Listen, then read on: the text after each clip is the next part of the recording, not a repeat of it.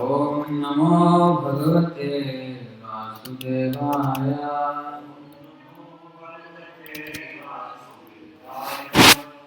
ओम नमो भगवते वासुदेवाय।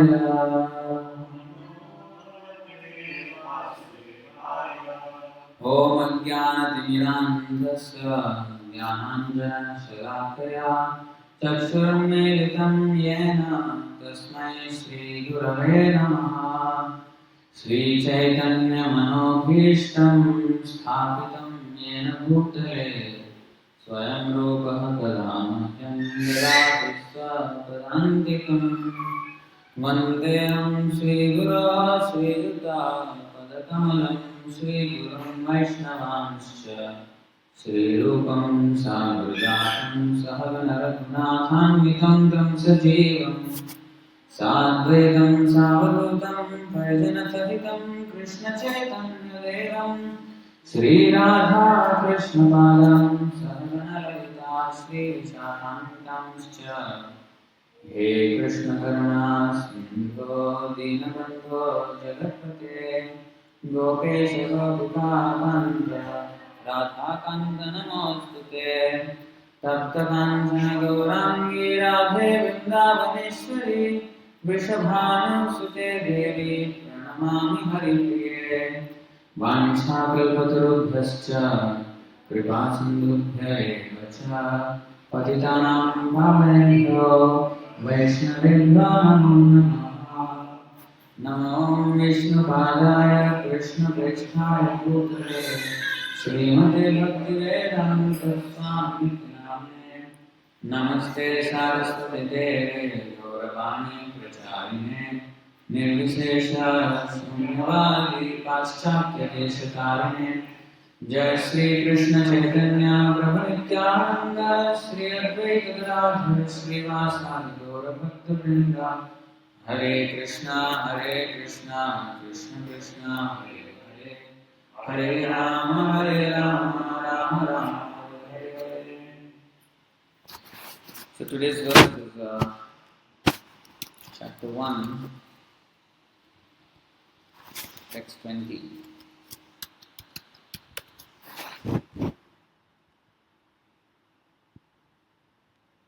अथ व्यवस्थितान् दृष्ट्वा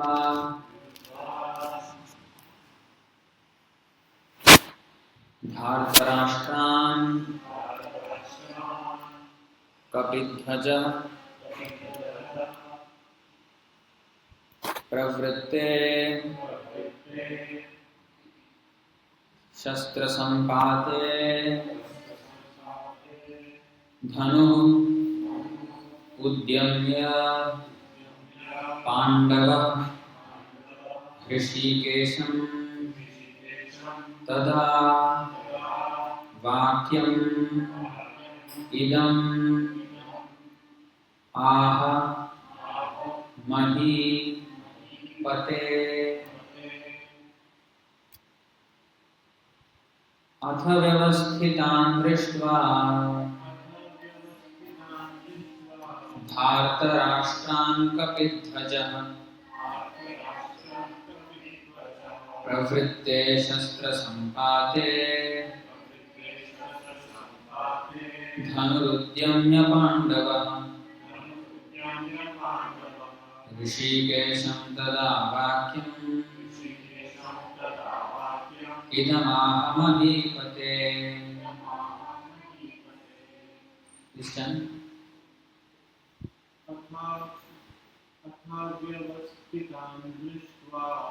अथ व्यवस्थितान् दृष्ट्वा धार्तराष्ट्रान् कपिध्वजः प्रवृत्ते शस्त्रसम्पाते धनुरुद्यम्य पाण्डवः ऋषिकेशं तदा वाक्यम्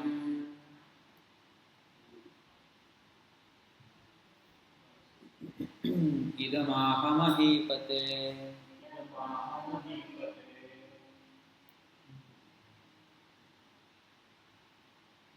अथ व्यवस्थितान् दृष्ट्वा धार्तराष्ट्रान् कपिध्वजः प्रवृत्ते शस्त्रसम्पाते धनुरुद्यम्य पाण्डवः ऋषिकेशं तदा वाक्यम् इदमाहमहीपते।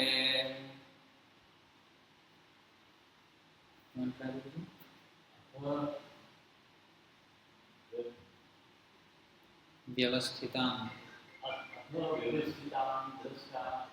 अथ व्यवस्थितान् दृष्ट्वा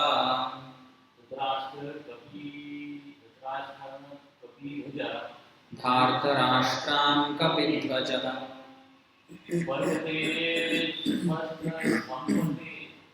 प्रवृत्ते शस्त्रसम्पाते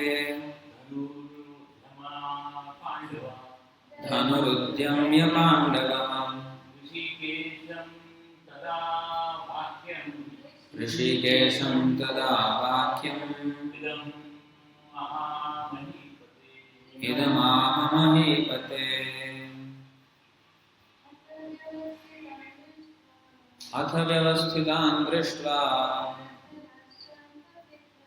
धार्तराष्ट्रान् कपिध्वजः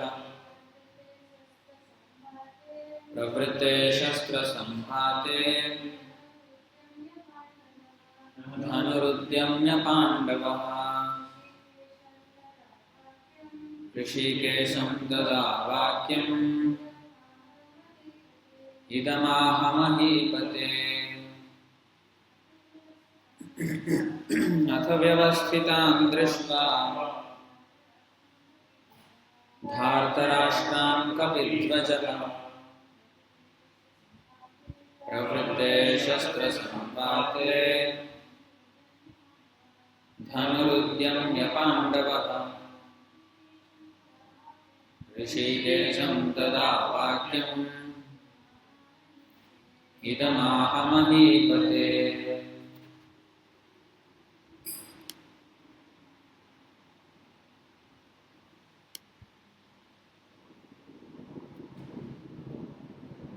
अथ thereupon vyavasthitan situated drishtva looking upon Dhartarashtran the sons of Dhritarashtra Kapidhvajah he whose flag was marked with Hanuman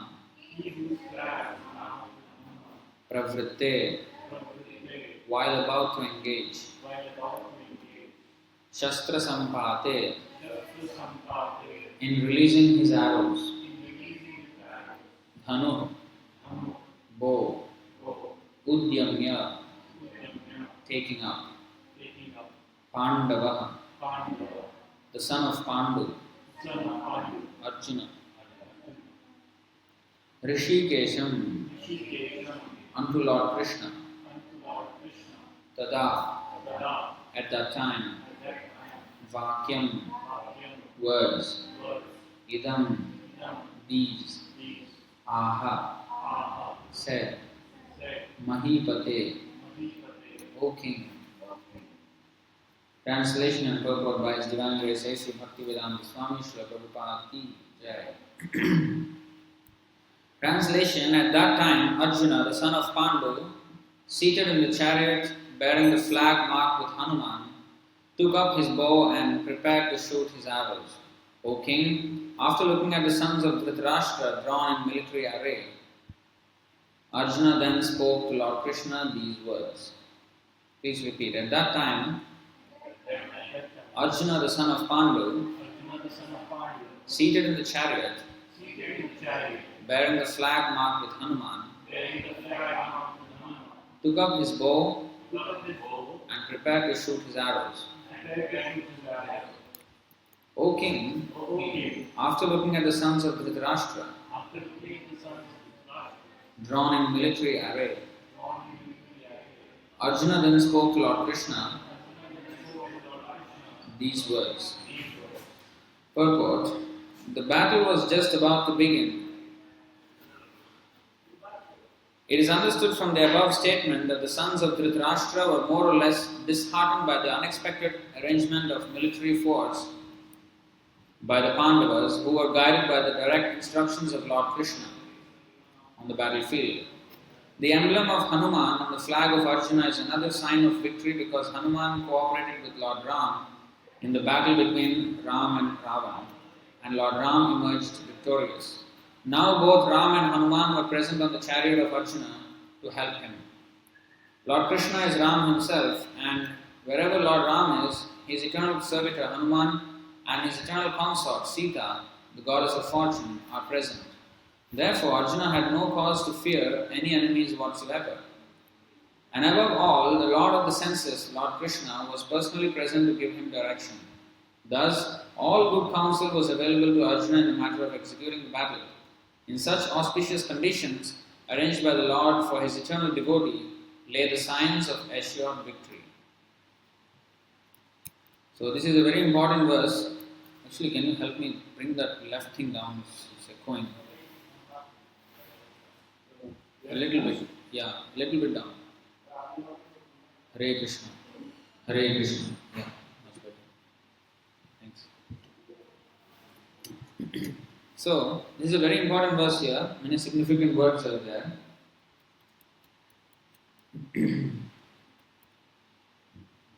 You can see Shastra Sampate.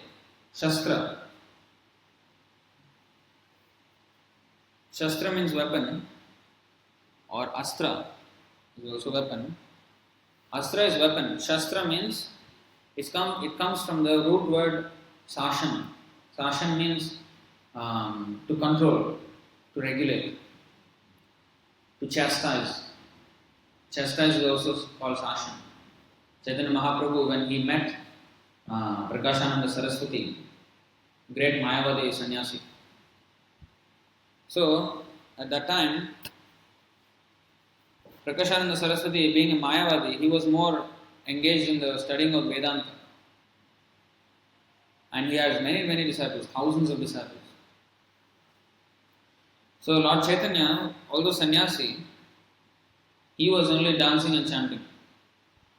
So Prakashananda Saraswati asked Chaitanya Mahaprabhu, why you have taken sannyas ashram and you are dancing and chanting like a materialistic man.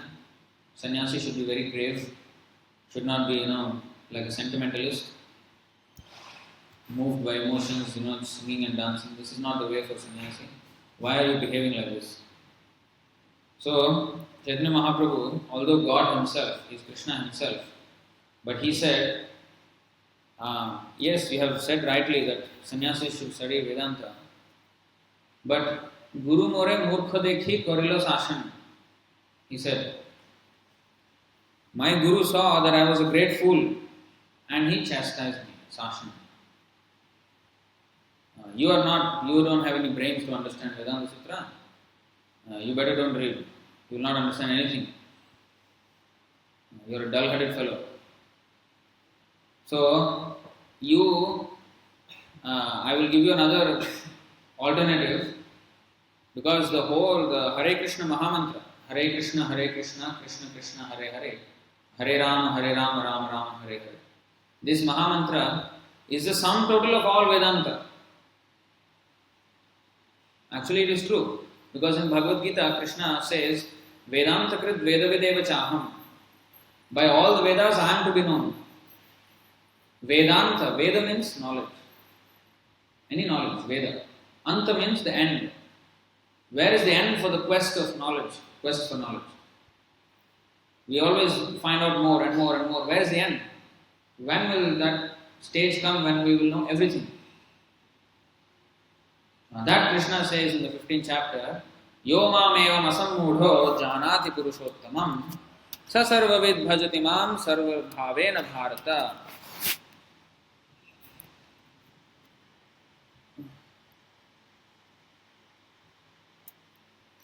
He says, it will take some time delay here.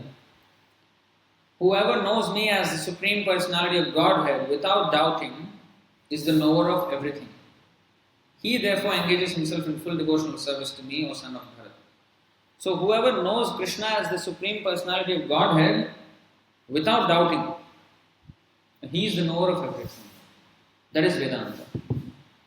And by all Vedas, by all cultivation of knowledge, the ultimate aim is to understand Krishna. That is also explained. Vedanta krit veda videva chaham.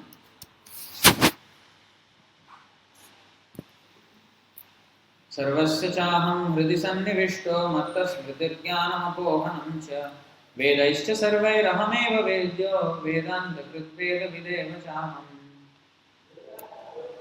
I am seated in everyone's heart, and from me come remembrance, knowledge and forgetfulness. By all the Vedas, I am to be known. Indeed, I am the compiler of Vedanta and I am the knower of the Vedas. So Krishna is the compiler of Vedanta and he is to be known by the Vedas. So he is actually Vedanta.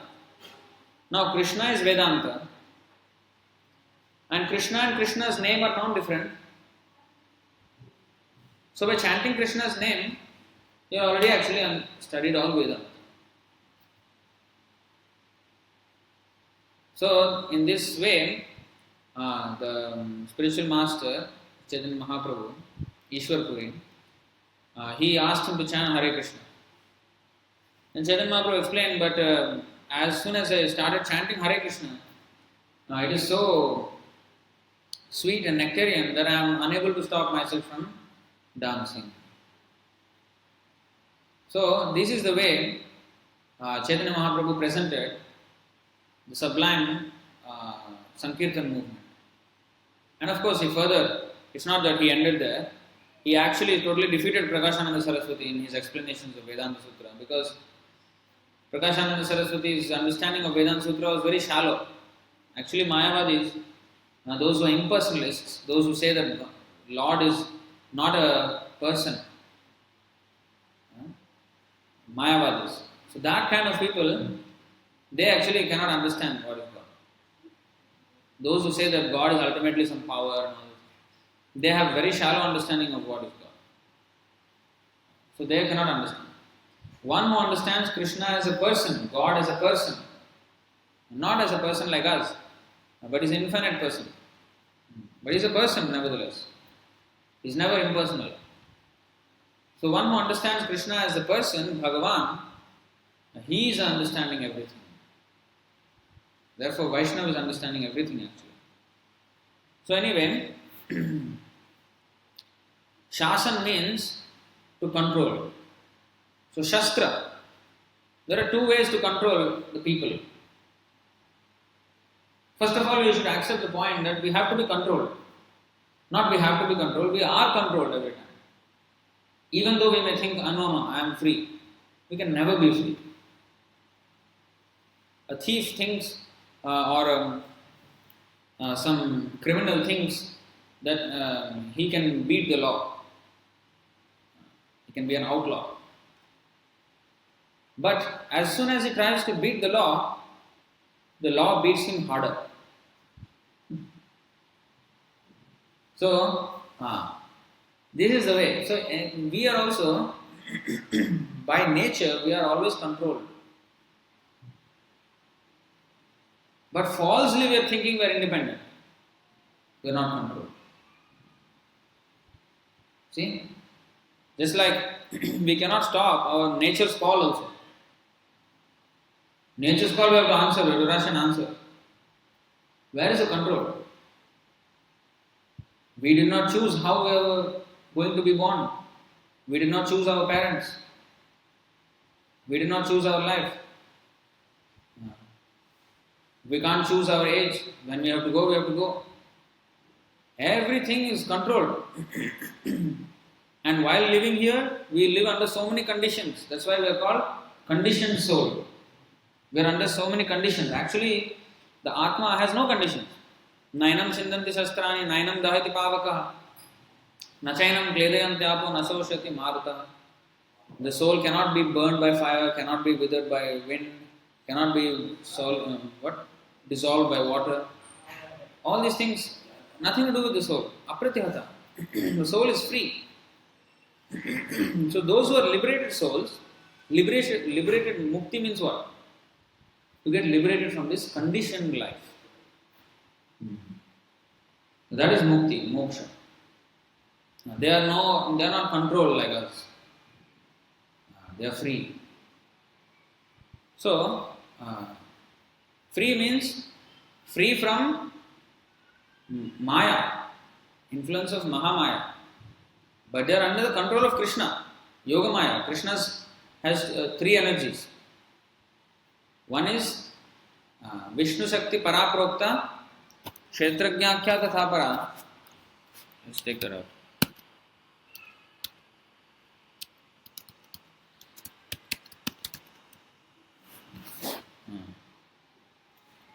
See this.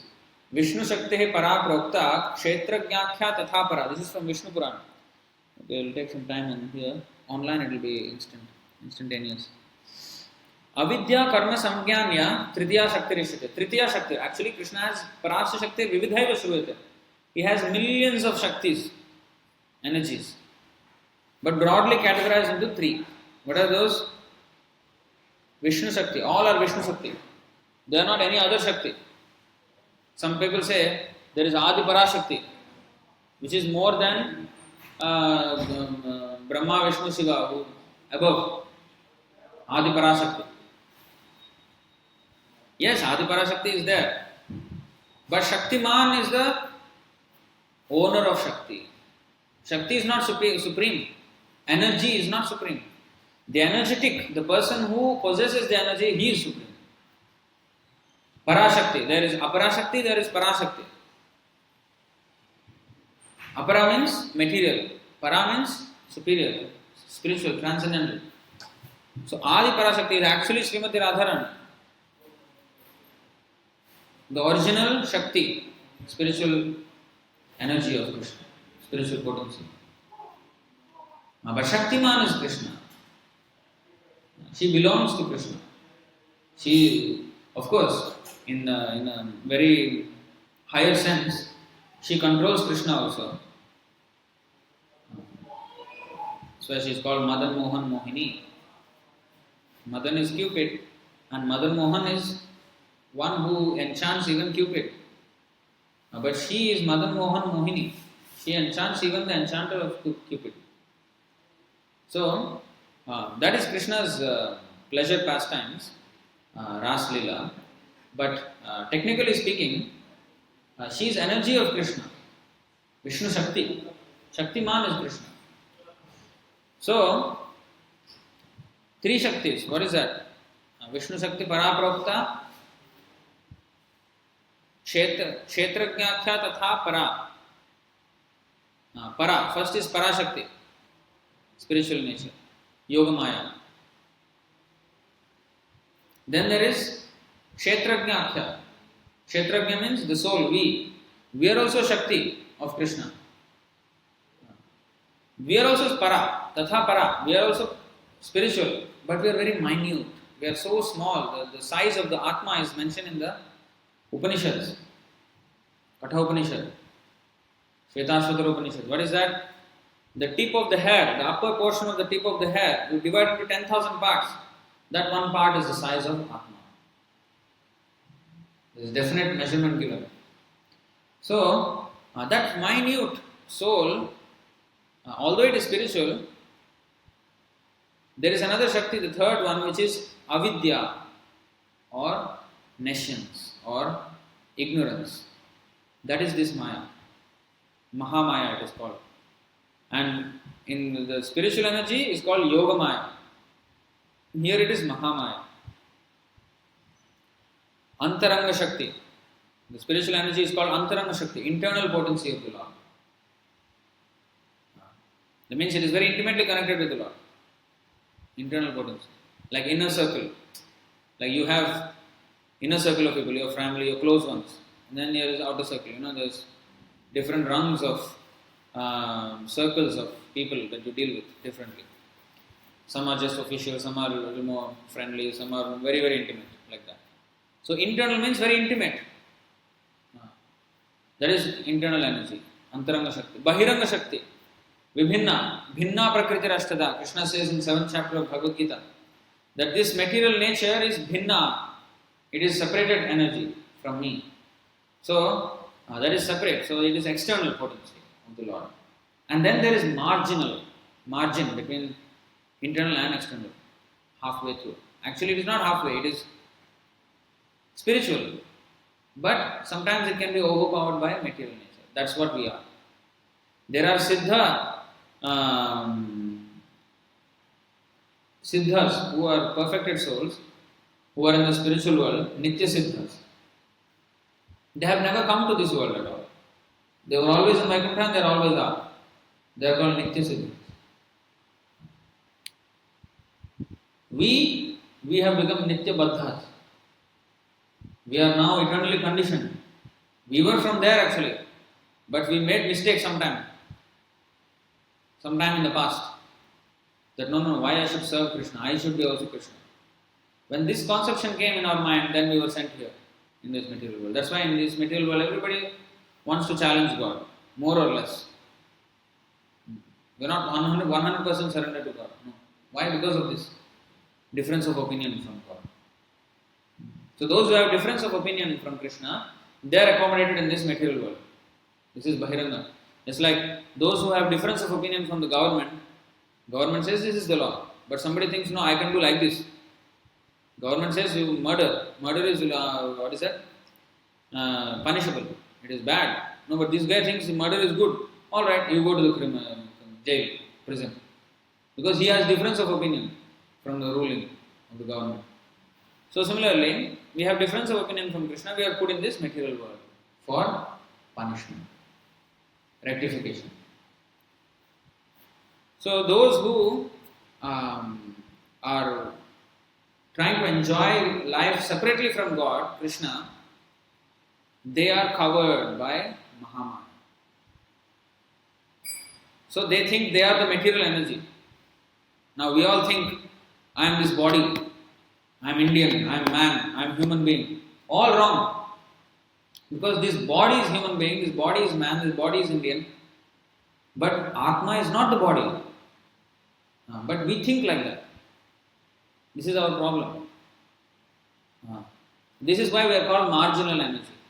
Although we are spiritual, we can think that we are material also, out of illusion. Just like the example is given like the beach, the shore of the ocean.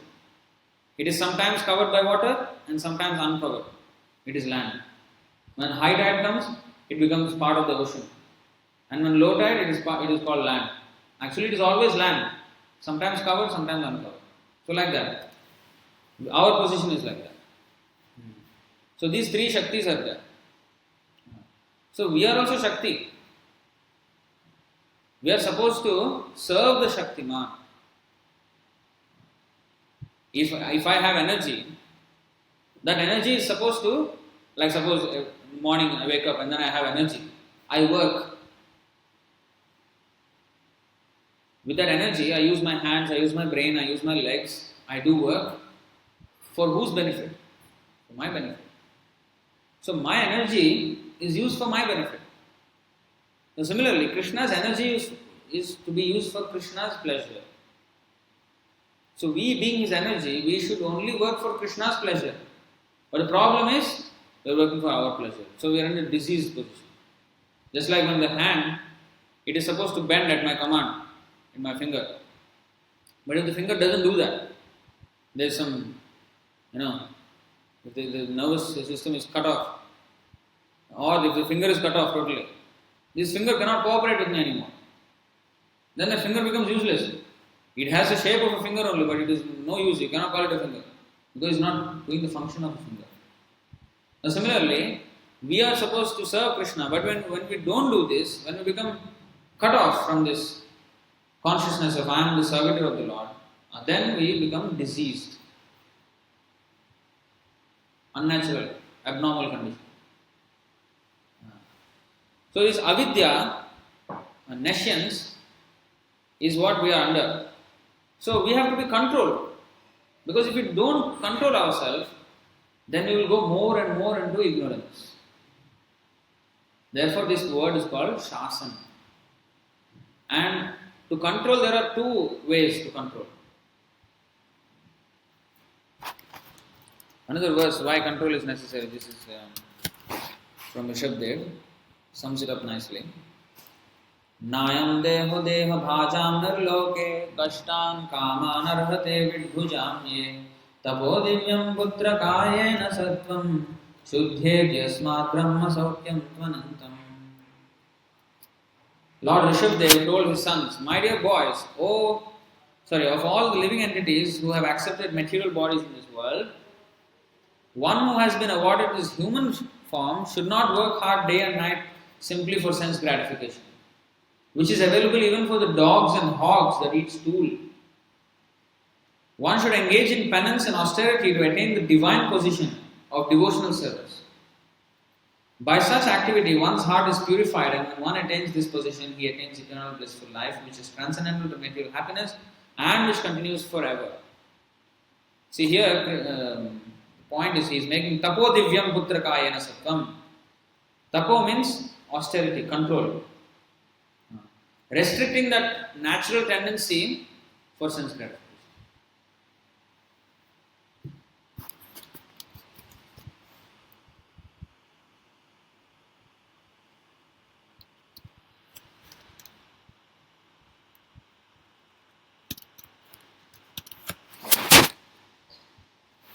This is from the 11th canto.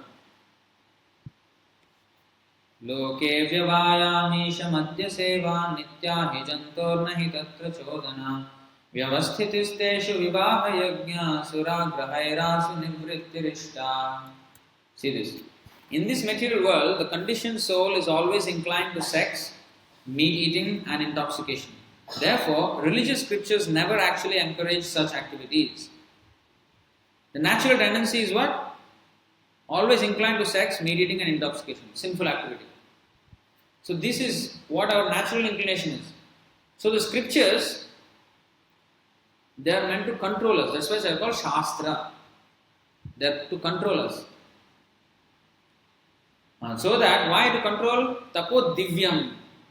If we curb or curtail these material activities, then we will save ourselves from so much illusion and save time for spiritual cultivation. Because the more we get into illusion, the more we are bewildered and the more we cannot see the truth. So in order to see the truth, we have to be detached from the materialistic way of life, sinful way of life. So therefore, tapo divyam. See? So for that, religious scriptures never actually encourage sex, meat eating and intoxication. Although the scriptural injunctions provide for sex through sacred marriage, for meat eating through sacrificial offerings, and for intoxication through the acceptance of ritual cups of wine, such ceremonies are meant for the ultimate purpose of renunciation. So, ceremonies like marriage or meat eating by offering it to Kali first, goddess Kali, or by accepting the ritual cups of wine. Wine you offer to the, not God, Krishna won't take it. Like this associates of Kali, they all, mode of ignorance, they will take. And how to accept these ritual cups of wine? By smelling only, not by drinking. It's like teasing you. You accept but only by smelling. Means you can't even drink actually. And sex, marriage is there. To control. It is not that, one must marry. No. It is a facility to control. Limited. Why all this control? There is no marriage in animal society. Why only in human society? Why there should be marriage? No, because we have to legal, we have to buy a house. So unless we are legally married, we cannot buy a house. Is that the point? No, that's not the point. The point is this: marriage is there only to control the unrestricted sex. Like animals, they don't distinguish mother, sister, daughter, doesn't have sex with anybody. Human life is not meant for like that. Fixed, minimum, that's it. Save time for spiritual realization. Don't waste time. That is the idea, but people forget. When there is marriage, best wishes, this, that. It's not a big deal actually. It is just a control only. The real important samskar is the Upanayan samskar, where the person becomes a disciple of the Guru and starts his spiritual life. Dvija, he becomes twice born. That is more important. That is the most important sanskar. But nowadays that is very much minimized. It is just a ritual. And nobody is learning anything, nobody is actually advancing. So anyway, the point is this, that we have to be controlled materially. We have to control our senses. Shama, Dhamma, Tapaha, Shaucham. This is Brahma. So one who is a little more sane, he will allow himself to be controlled by Shastra. Shastra. They are also weapon, Astra. Shastra. And today's word also Shastra. So there are two kinds of control. One is by the Shastra. Okay, you don't do this, they will listen, obedient. But some people will be there who will not listen. For them, weapons. Shastra. Because otherwise you won't listen. So the next level. Shastra. So the Brahmanas control the society by Shastra, the Kshatriyas control the society by Shastra. Weapons. So in this way, there is two-pronged or two-layered protection for the society, for the spiritual and material growth. So, that is one important word. Next,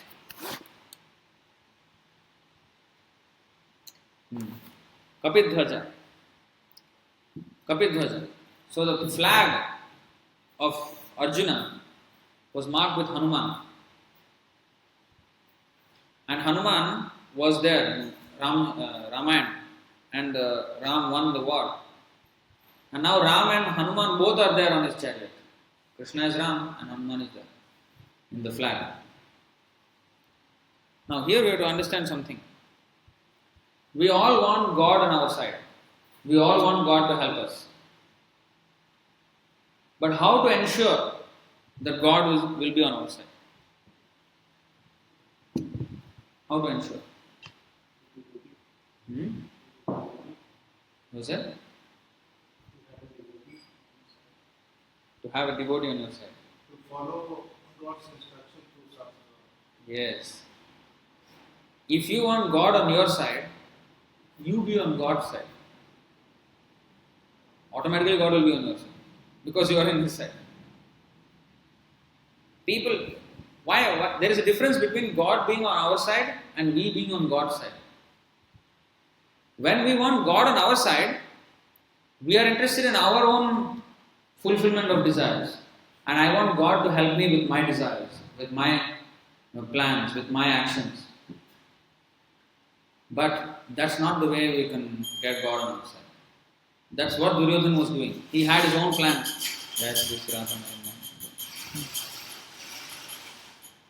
He had his own plans of conquest. And he also went to Krishna. Arjuna went to Krishna. Duryodhana also went to Krishna. But Arjuna's position was, Krishna, whatever you want, I want just you. I want to be yours. Whereas Duryodhana was trying to use Krishna's army for his own benefit. He was taking something else than from Krishna for his own benefit. So he wants Krishna's favor. Whereas Arjuna, he didn't want Krishna's favor. He wanted to be of service to Krishna. Automatically Krishna's favor will be there, without asking. Mukti mukuli jangale sevate sman dharmartha kamagatayas samaya pratiksha. Bilumangal Thakur is saying. What is that? Very nice verse.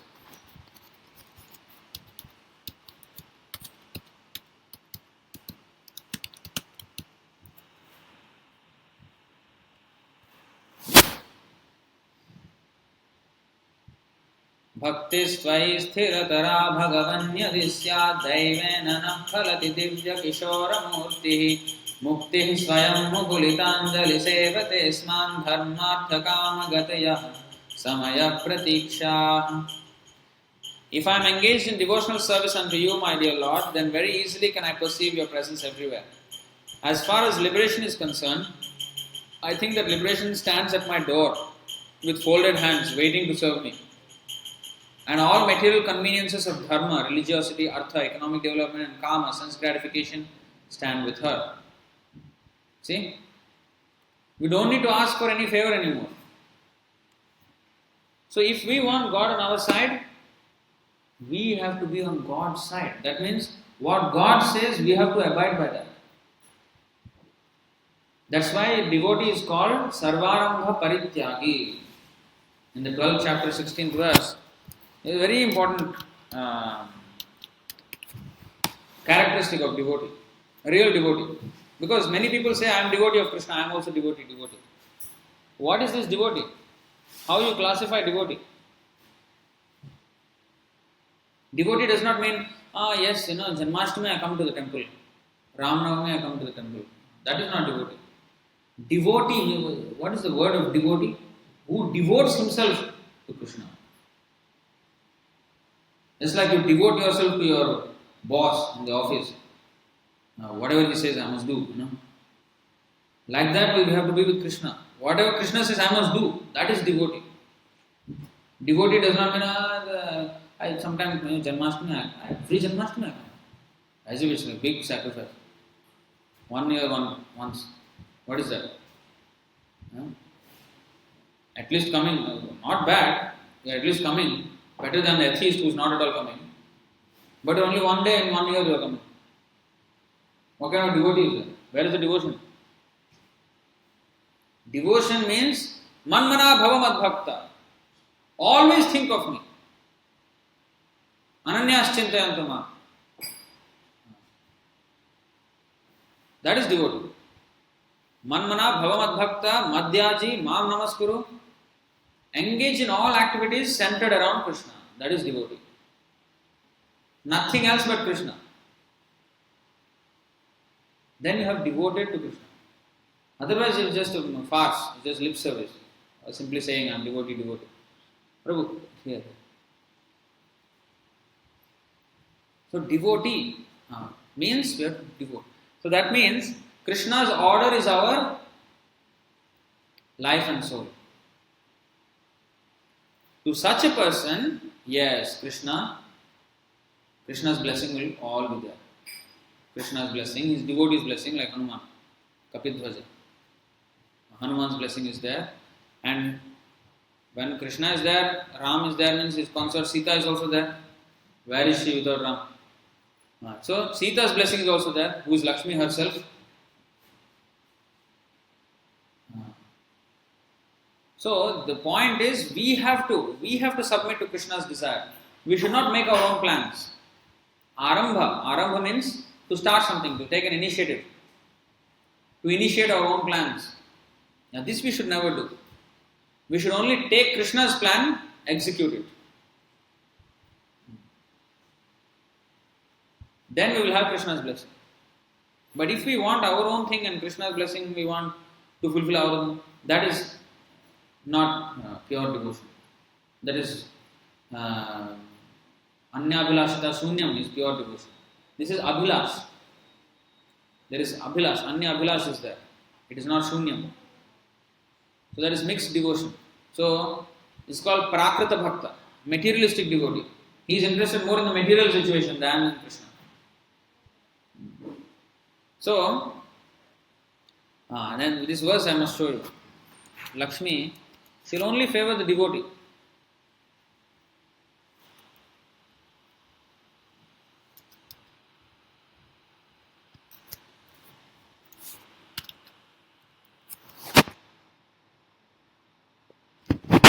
मत्प्राप्तये जेष सुरासुरादयस्तप्यन्त उग्रं तप ऐन्द्रियेधियः ऋते भवत्पादपरायणान् मां विन्दन्त्यहं त्वद्हृदयायतोजिता. Lakshmi is saying to Narayan, O Supreme Unconquerable Lord, when they become absorbed in thoughts of material enjoyment, Lord Brahma and Lord Shiva, as well as other demigods and demons, undergo severe penances and austerities to receive my benedictions. Lakshmi is saying. Yeah, it will come. It will take some time. But I do not favor anyone, however great he may be. Means even Lord Shiva, Lord Brahma also Lakshmi does not favor. Unless he is always engaged in the service of your lotus feet. Lakshmi is devoted to the lotus feet of Narayan. And whoever is devoted to the lotus feet of Narayan, for him only the blessings of Lakshmi is there. Even if he is a pauper. But even if one is Brahma, Lakshmi is not interested to give her favor. Because I always keep you within my heart, I cannot favor anyone but a devotee. When we say devotee, we are not talking about devotee of, I am devotee of Ganesh, I am devotee of Lord Shiva. This is not devotee. This is worshipper. Worship and bhajan is two different things.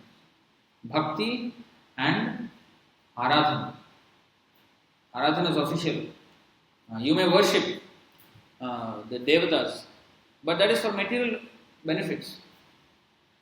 There is no eternal relationship between us and the demigods. There is no eternal relationship. These demigods, they are different posts, that's all. They are also souls like us, Atma like us only. But they are very powerful, that's all. Just like now we are human beings, the Prime Minister is also a human being, but he is a far more powerful human being. He can do many more things which we cannot do. Similarly, the Devatas also are even more powerful, that's all. But they are as much as a Jivatma as we are. They are invested with far greater powers because of their previous Punya Karya. You can also become one of the Devatas. In fact, we have already become many times. We have become Devatas, we have become Asuras, we have become, sometimes animals, Pashu, Pakshi, even Krimaya, insects we have become. We have Upariyatha, we have been, wandering in this universe in different Jivarasa, in different species. So the Devatas are just like us, only very powerful. But all their powers are given by Krishna. This is confirmed in Bhagavad Gita. We are not saying because simply because we are Hare Krishna only, we will say only Krishna. No.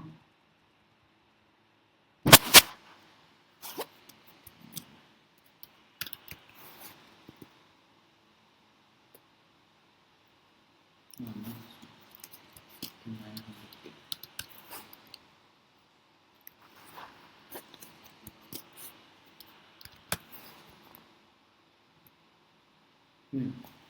721. Yo yamyam tanum bhaktah. We'll take some time here. Shraddhayarchitum ichchati tasya tasyachalam shraddham tameva vidadhamyaham. 721. So I am in everyone's heart as the super soul. As soon as one desires to worship some demigod, means some devata, I make his faith steady so that he can devote himself to that particular deity. But next verse he says, even if you want to worship Ganesh, say, Krishna has to make that faith steady in Ganesh so that you can actually worship Ganesh. Because he at least wants you to stick to the Vedic path at least. Instead of becoming atheist, at least you worship Ganesh. It doesn't matter. Okay, at least start somewhere. But here you see next verse he says, Sataya Shraddhaya Yuktas Tasya Radhan Mihate Labhate Cha Tata Kaman Mayaiva Vihitan. This is important. Endowed with such a faith, he endeavors to worship a particular demigod and obtains his desires. But in actuality, these benefits are bestowed by me alone. So Krishna is sanctioning, okay, Ganesh, you can give him this one. Then Ganesh will give you. If Krishna's sanction is not there, Ganesh cannot do anything. This is the actual position. Also confirmed in the Brahma Samhita. How Ganesh is always with his tusks, he is holding the feet of Krishna, due to which he is getting the power to destroy all the obstacles in this material world for whomever prays to him. Without holding the feet of Krishna, he cannot do this function. यत्पादपल्लवयुगं विनिधाय कुम्भद्वन्द्वे प्रणामसमये स गणाधिराज विघ्नान् विहन्तुमलमस्य जगत्त्रयस्य गोविन्दमादिपुरुषं तमहं भजामि. So this is in the Brahma Samhita. 550.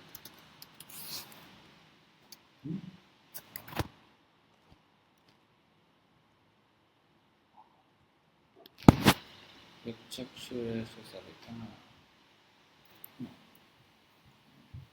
548.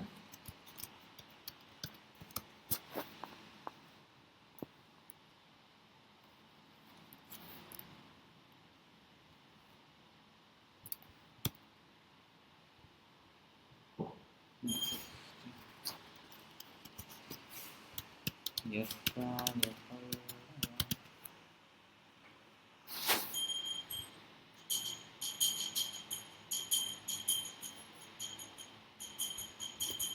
49. So you see, I worship the primeval Lord Govinda. Ganesh always holds his lotus feet upon the pair of tumuli protruding from his elephant head in order to obtain power for his function of destroying all obstacles on the path of progress in the three worlds. So they are all dependent on Krishna. They are not independent. So when we speak of bhakti, it is only between us and Krishna. No other devata qualifies for the word bhakti.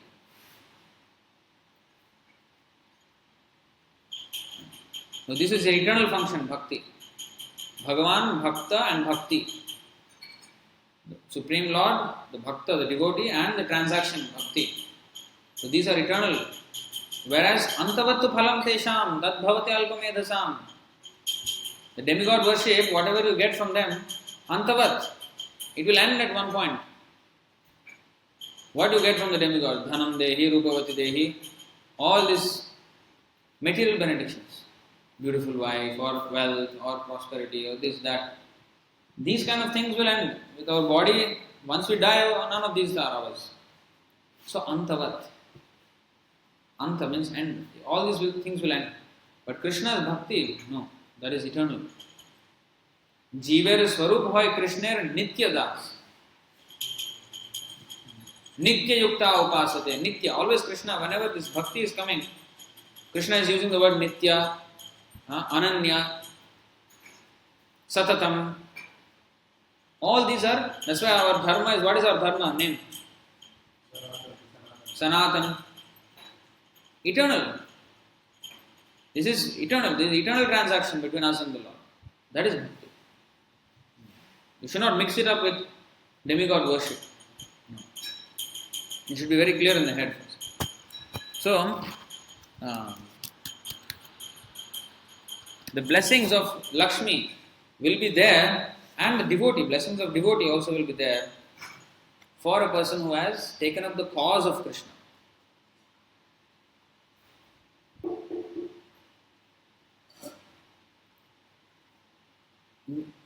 Like in the Varnashram system,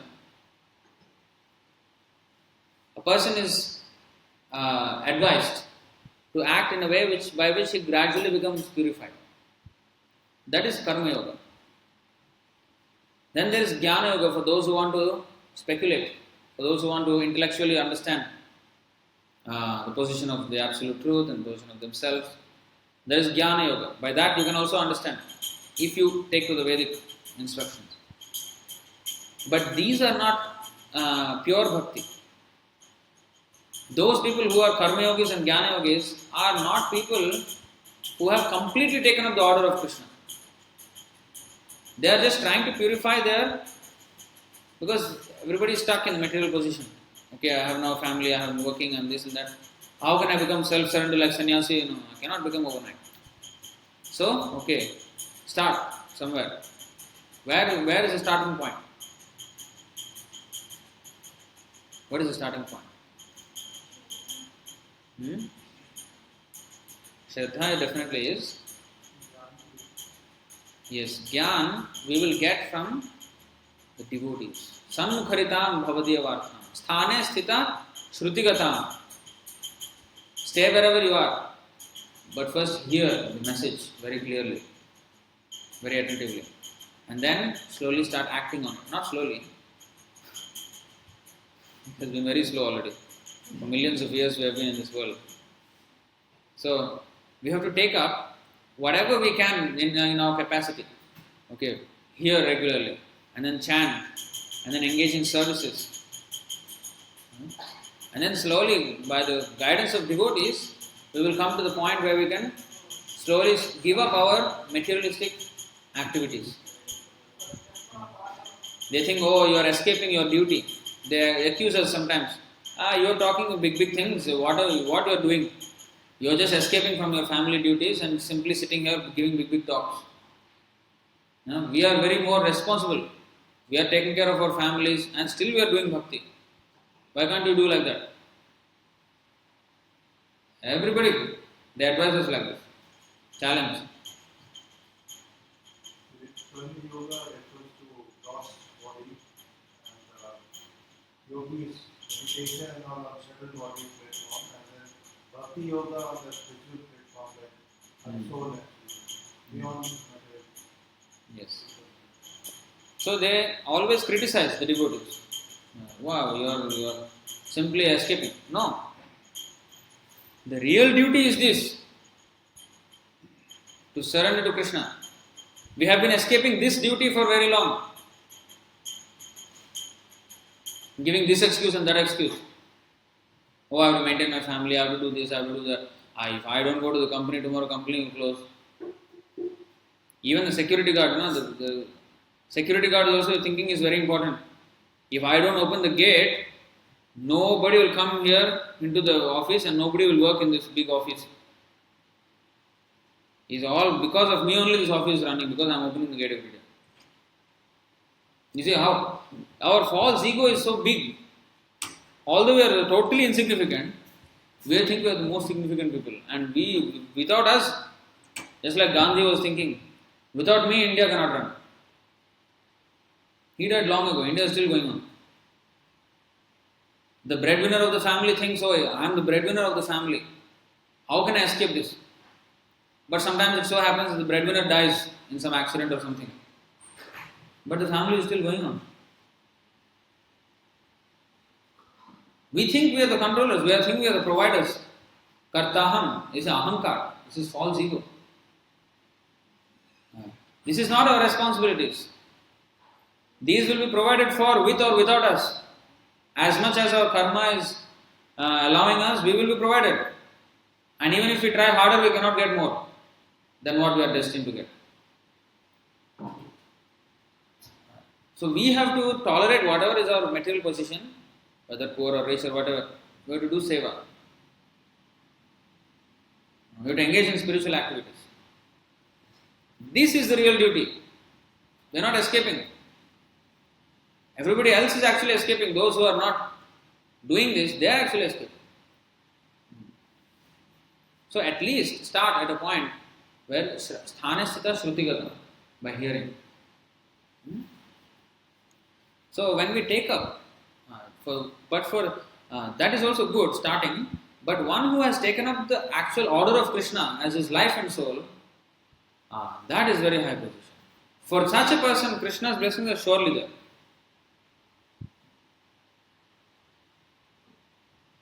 Arjuna was not fighting this war. Krishna, please help me win this war. No, he did not have this desire. In fact, Arjuna did not want to fight. In the beginning, if you see, Arjuna said, I don't want to fight. Because what will I gain even if I fight? Even if I win, what will I gain? With whom shall I enjoy the kingdom? All my family will be dead. I sit alone on the throne, and for this I have to kill all my respected people of the family, like Bhishmadev, Dronacharya, Kripacharya, so many people, all near and dear. I am killing and then sitting on the throne. What for? This was his consideration. He was not interested. And then why Krishna is helping him, Hanuman is helping him, Sita is helping him? Why? The point you see, Arjuna never said, Krishna, you please help me win this war. No. Krishna said, you fight. It was Krishna's desire to fight, that Arjuna should fight. That's why Arjuna will win. Because he's executing Krishna's order. Nimitta matram bhavasavya sachin. Become an instrument in Krishna's plan. Don't make a plan and make Krishna your instrument. That's what usually people do. I want promotion, Krishna, please help me. I want a good wife. I want a good husband. Krishna, please help me. Always, our thing is first. And Krishna we are using as an instrument to fulfill our desire. And if the desire can be fulfilled without God, then it will become atheist. Dharma, artha, kama, moksha. When you do dharma properly, artha will follow. Wealth will follow. But if I can find some way where I can get wealth without doing dharma, then I'll forget about dharma. Because I'm instead interested actually in artha and kama. That is the position in the material world. People take to religiosity only for this. And if they can get it somehow or other than religiosity, they will go without religion. Why waste my time? I can already get this. My real focus is here. This is materialistic consciousness. That's not Krishna consciousness. Krishna consciousness means Krishna gives the order. Not Krishna, you help me in my desire. No. What is your desire? I will serve. Whether I live or die serving you, I will serve you. It doesn't matter what happens to me. That is bhakti. And for such a devotee, Krishna will be there for you. Name bhakta pranashyati. My devotee will never perish, he says. That means, devotee means this is how to qualify as a devotee. We take Krishna's order. Kapidhvaja. Then the blessings of not only Krishna, Lakshmi, but also of every devotee, all Mahajans, everybody will be there with you. Rishikesham tada vakyam ihamahamadi. The words are also very nicely chosen. Rishikesham. One who directs the Lord of the senses. Rishika means the senses. Isha means the master. The master of the senses is Rishikesh. Such master of the senses is controlling, directly instructing Arjuna, directly conducting his chariot. Krishna is the controller of even the senses of the horses which are pulling the chariot also. That's why when one arrow, it was supposed to hit Arjuna's head and behead him. He moved the horses in such a way that the horses went down by 1 foot. And the whole chariot went down, and the arrow hit the helmet of Arjuna. Not even a hair was touched on Arjuna's head. How did that happen? Ordinary charioteer actually cannot conduct like that. How you can make 4 horses duck at the same time? What kind of mastery is that? But because he is the Lord of the senses, he is Lord of the horses' senses also. He doesn't need these reins to control the horses. Just by his mind he can do it. Just by the mind he could have finished the whole Kurukshetra war in a second. But he wanted. Why he did not do it then? This is another important thing. He said, why worry? Krishna will take care. Yes, Krishna can take care. But he wants us to work for him. He wants us to show our love for him. Why Krishna asked Arjuna? For 700 verses of Bhagavad Gita, Krishna spoke just to convince Arjuna to start fighting. Why? Even Krishna could have saved all the time and just finished off the war by himself, right? Why did he have to convince somebody, you fight? As if, he was very much dependent on Arjuna's fighting. Why? To give Arjuna a chance to serve. That's all. When Krishna says, Sarvadharman Parityajya, surrender unto me, he is not asking because of necessity. When there is a HR department in the company, hiring department. Why they hire? Because they need employees. But here Krishna is saying, you surrender unto me. He is also hiring devotees. But he is hiring not out of need. He doesn't need any servant. He is asking us to surrender because for our benefit. All his activities are for our benefit. He is so merciful. Although there is no need for him to do all these things, he still does.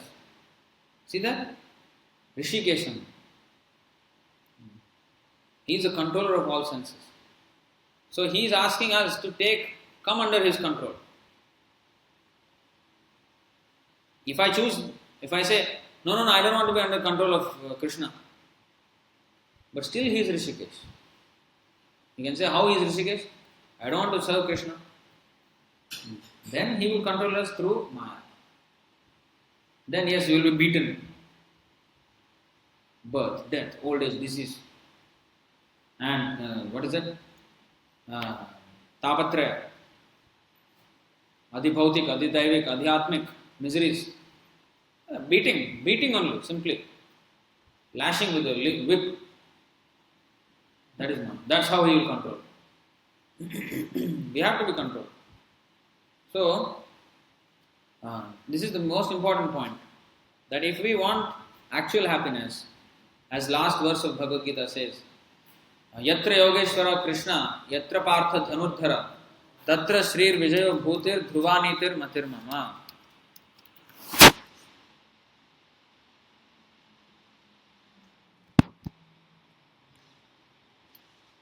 This is the very last verse of Bhagavad Gita.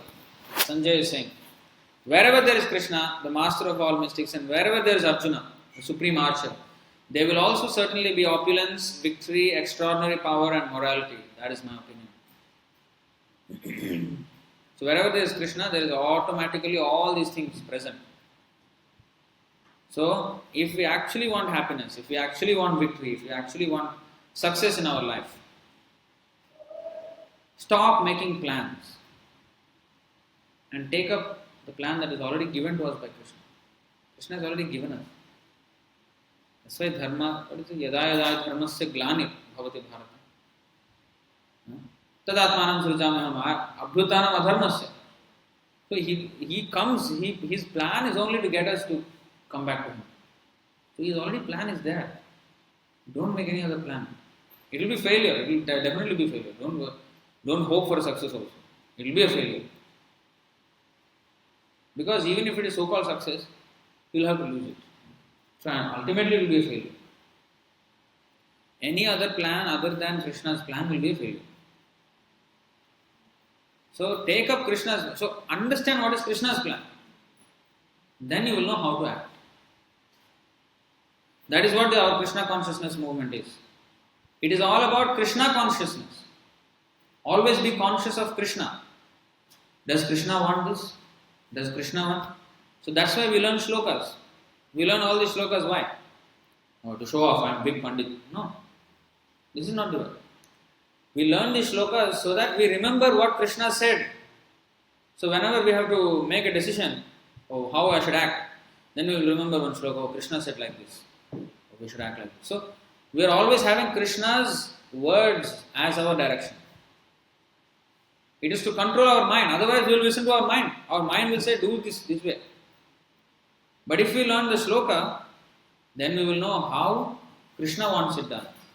So I will do it that way. Of course, the art, how to do Krishna's way, you have to learn from Krishna's devotee, who is already serving Krishna. So this is why we need a guru. So in this way, when we are properly guided by Krishna, the guru, then we know how to serve Krishna favorably. So this is the way. So we should not make independent plans, we should take Krishna's plan. All success is assured. All success. You know, Arjuna had a Hanuman flag. Like that, we are also keeping Hanuman picture at home, or in our office, or why is not the same? Arjuna is having victory and I am having still so many problems still there, not doing it. Because I have not taken the cause of Krishna. I am hoping Arjuna, that Hanuman will solve my problem, will serve my desires. That is our problem. You may say, oh, what is so what if Arjuna's flag is, I can also tomorrow paint one flag, Hanuman flag. I will also have victory. No, it is not just about the flag. It is about the consciousness. That's why all this Krishna consciousness. Don't simply have, Krishna picture this and our consciousness is full material. No, our consciousness should be with Krishna. Always Krishna, Krishna, Krishna. That is Krishna consciousness. Not simply show bottle. Oh, Prabhu, look at my altar. See, come. Look at my altar. How grand. But where is my consciousness? Somewhere else. Oh, earning money, sending children to school, and if any free time, no, go to learn swimming, go CCA, study all these things, learn some music, dance, temple, whenever there is some time, let us go to temple for a while, sit down there, when I was small, my mother used to say, with all due respect to her, we did not know actually why we were going to temple. We would just go to temple as so 3 months we never went to a temple. Let's go. What is nearby temple? Okay, Hanuman temple. 3 months never did not go. No? Too busy. No? So when we go there, then we see the temple. There's in that temple where we used to go. That whole Ramayana, where Hanuman, the Sundarakand, all these pictures, paintings. So we as small children we used to see the whole thing like that. We used to see. And then we were about to go. My mother said, no, you must sit down before going. You must sit down in the temple. Oh, why? No, you should not say like that. Temple you must sit down. At least for 2 minutes, 3 minutes sit down and then you should not simply go like that. Why? No reason. No reason. So this kind of this is simply, some mental concoction. Now this kind of thing won't work. Consciousness means, that's why our consciousness should be there. How our consciousness will be there? I am so much, addicted to my gadgets, my phone, say. First of all, I wanted that phone so badly. Why? Because advertisement. My consciousness is fully saturated with the phone. New phone. Oh, iPhone X. iPhone 10. Oh, latest, I must have it. See, so nice features, this, that. Consciousness. How? By hearing. Similarly, if you want to be Krishna conscious, you must hear. That's why this Vedas is called Shruti. When you hear, then you'll get the inspiration. Otherwise, you don't know why you're going to a temple, you don't know why you have to sit down, why you have to stand up, why you have to take Saranamrita, why you have to go. And my father used to give one of his coins, paisa, 25 paisa, 50 paisa, the smallest coins, whatever small. Give, you must put in the hundi. Why not something more? The coins only. The thing is, we don't understand the full value of this. No. So how will we understand? Unless there is education, spiritual education. School, we send children to school. Why? They should understand this thing, they should understand. This one they don't need to understand. God. You expect them to become big devotees without any education? For materially, you have to go so much university, this is the PhD. And spiritually, which is far more difficult and important, you can, Krishna is in my heart, no? They talk as if Krishna is in their pocket. Whenever I want, I can just, I flip my phone and I flip Krishna like that. They talk like that. No training, absolutely. What is that? This kind of thing, Krishna won't be with us. Krishna is not interested in this kind of people. Krishna is interested when you take up Krishna's cause.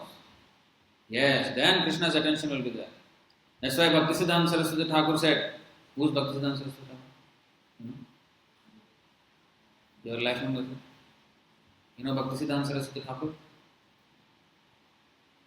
don't know? You know Prabhupada ji? His Guru, Bhaktisiddhanta Saraswati Thakur. He said, don't try to see God. Act in such a way that God wants to see you. That is, if you want God to notice you, of course God notices everyone, even the ant, He is Paramatma.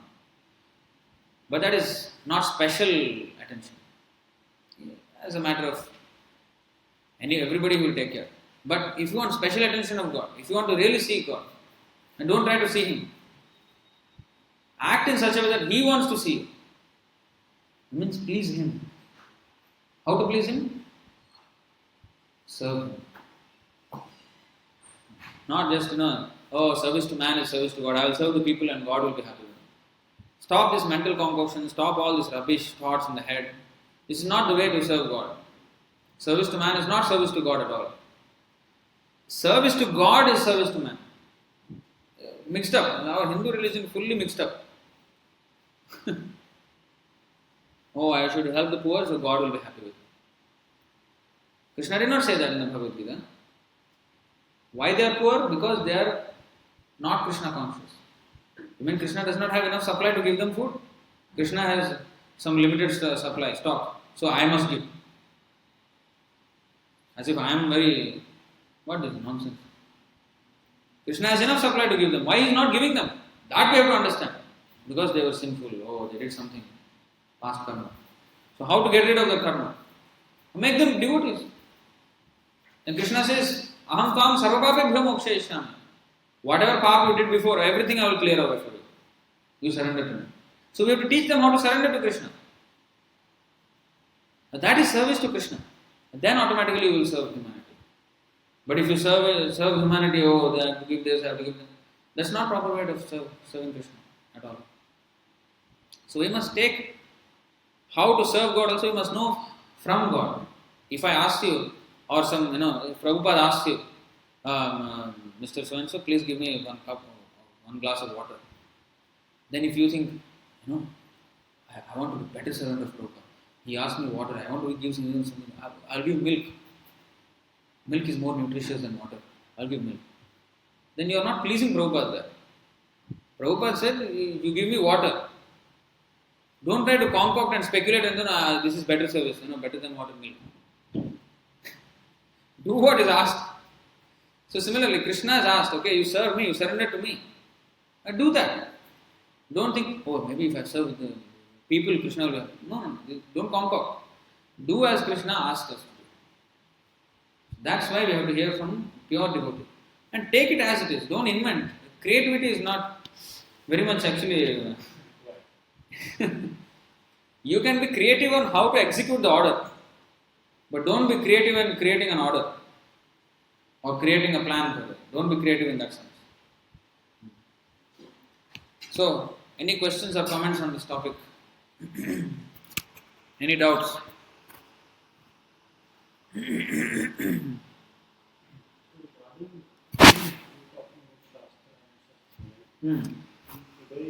age especially in India, and we see action, but the people who do it, they don't get punished. Right? And when you compare it to, let's say, some other countries who are very strict, if they find someone doing something wrong, they just kill them on the spot, right? To discourage. So similarly, let's say that is important. So, but in this arrangement, when you have such strict controls in society, so then let's say somebody is punished after doing something criminal, right? Then how does their karma act? Because let's say they already were punished, either they were hanged or they were in jail for 20 years. So does nature still punishes them? No. Actually, that is the way. If a person murders someone, according to the Vedic law, the king should immediately hang him. Because he has killed a person, so that karma must be finished in his life. So next life, he will start new. This karma will not carry forward. Otherwise, if you don't hang him now, but next life he has to be killed by that person who he has killed. That karma will act. So if he is killed now, then he will not act. That karma is finished there itself. So that's why our whole Manusmriti, Manu Samhita, is there for this purpose. The law book for mankind, it is in accordance with the law of karma. Whereas present law, totally, it's a disconnect. Like meat eating is not punished, and intoxication is not punished, and gambling is not punished, encouraged in fact. So, this law and that law of karma is like, there's no Although some things are there, like honesty and cheating and these kind of things are there, but the bigger things, only truthfulness is honored in this Kali Yuga. That's why there's one leg of religion that is remaining is truthfulness. That is also going away. The other three legs, compassion, cleanliness, and austerity, gone. In this age, they are not there because they are broken by the three sinful activities of illicit sex, gambling, intoxication. Sorry, gambling is truthfulness. Meat eating, illicit sex, intoxication. Only truthfulness, like you see, the fake news, the Facebook, the case, data scandal. All what was the issue? Because it was not truthfully done. Or data was, breached. The word was not kept. So the truthfulness is what is being respected, and when that is breached, then it is being questioned. But every day the mercy fully breached. I mean, there is no mercy. Animals are being killed by the millions, but it's not taken seriously. It is a far bigger crime. They're taking data privacy. What data privacy? Yeah. Come on, man. How big the deal is that? What they're doing with the data to show you some product only. So what? I mean, you're killing so many birds and animals. Cows are being killed with a mother. Killed every day, millions. That is not no issue at all. No big news, no big deal. So mercy is not. They have lost the definition of mercy. They've lost the definition of austerity. Lost the definition of cleanliness. Only truthfulness is still standing, tottering. And that will also go down as Kali Yuga progresses.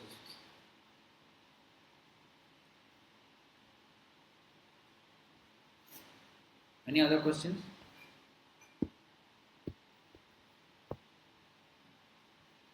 I think online also there are no questions. So we'll stop here then. Grantraj Srimad Bhagavad Gita ki, Srila Prabhupada ki, Nitai Gaur Premanand.